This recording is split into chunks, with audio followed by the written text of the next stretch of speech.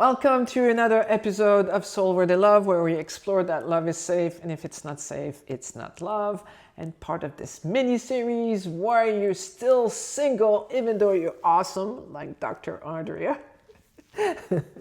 Today we're going to talk about self-worth, and that's usually a big one. Like for me, I know it was a big one. You want to talk about that? I mean, your lessons, because usually the lessons of infatuation is usually because our self-worth was in the dumpster. So how did you find out more about it for you? Well, I was doing work with you. At the time, I was dating someone who was, I had infatuation towards him for sure. He was a very big, prominent business guy, and I just really liked being around him. And I loved the way when he laughed, and I was like all raptured with him. And obviously it did not work out well. He was not a good guy for me anyways. He might be a good guy for someone else. But, I was always waiting for him, and like he would lie, he would be like just doing all kinds of stuff. And finally, when I walked away from him, I remember walking away, getting home, placing my hand over my heart and saying, what the hell did I just go through? And I started to cry, and I heard my heart. It was like the inside of my heart speaking to me saying, you didn't think you were worthy of anyone else, and that's why you sat there and just took it. You took the shitty behavior because I didn't think I was worthy. And it was such a hard moment because I was like, oh, I don't think I'm worthy. Like, it was just so painful to actually know that I didn't value myself. I didn't value what I brought to the table or what I could offer. And now that has significantly changed because that was years and years ago. But it brought me to do more of that deeper inner self-worth, because without doing that work, all I was doing was magnetizing the same energy from the same man over and over and over again, which is not fun at all. Yeah, and that's why I say a romantic relationship is a spiritual evolutionary tool. A romantic relationship is a spiritual evolutionary tool. Why? Because the only way you can have actually a great relationship is if you learn to love yourself. So when you love yourself, then you can actually learn about true love and how to love another person. And if God is love, which I believe it is, God is love, then the highest spiritual thing you can do is put yourself in a situation where you learn how to love. So as a parent, it's a really good way of learning about loving and romantic. But the difference, and that's why it's harder through a romantic relationship, is that in a romantic relationship, it could always end. So how do I learn to fully love myself and fully love another when it might end? Versus when it's your family, no matter how much you love your kids, no matter what they do, you're going to love them. So yes, you're learning about love, but in a different way. I find like a romantic relationship is even more challenging. It's like mastery level, university PhD in how to love. And that's the beauty. That's actually why it's such a gift to put yourself in a relationship so that you're worthy. Like in the prior episode, I was talking about this guy I was with for 8 years. And it was really hard to see how much I had put him on a pedestal also. Mm-hmm. It's like, that's when love does not feel safe. When you put someone on a pedestal, it does not feel safe. So for 8 years, even though it was like my heart knew I loved them, I was shutting down my heart. And I like to use the analogy that love is like the sun and emotion is like the clouds. And that on a cloudy day like today, it's easy to believe that there's no sun, but if you go on a plane, you'll see the sun.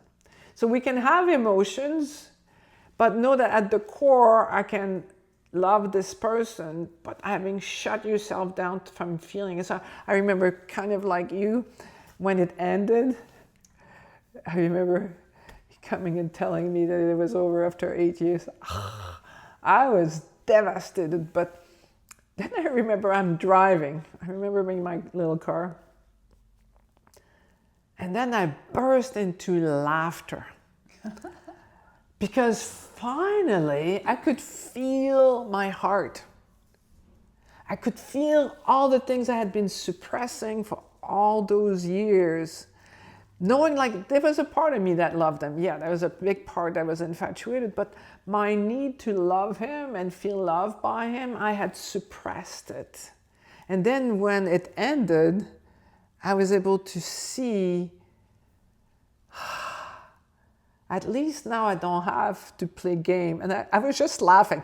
So I was crying because, and then, finally, I can feel my love, because I was not allowed to feel it, because if I demonstrated it, it was too much for him. So that was a very interesting, experience to watch myself with that.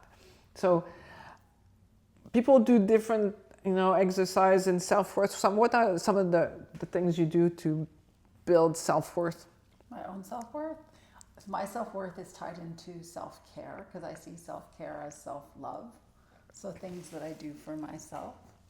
So that's like taking my time in the morning, for instance, making sure I do my own meditation, my own journaling. I love journaling. And going for time in nature, dancing, all those things really, really just make me feel really good in my heart, really balance and center me, and makes me feel good about myself. Yeah, those are all really good. Like self-care is so important. But the ultimate thing that's going to increase your self-worth is actually letting go of the subconscious belief that make you feel that something is wrong with you. Right.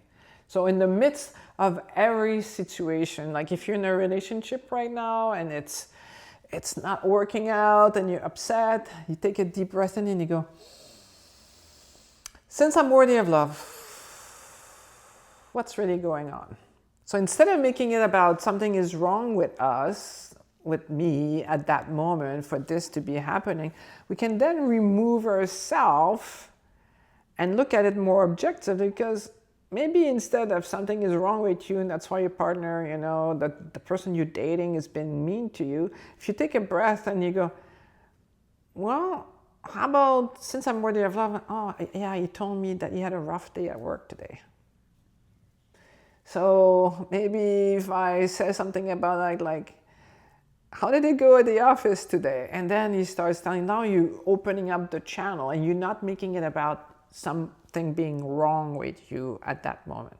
Mm-hmm. So learning to do the Heart Freedom Method is one of the fastest tools I know to increase your self-worth.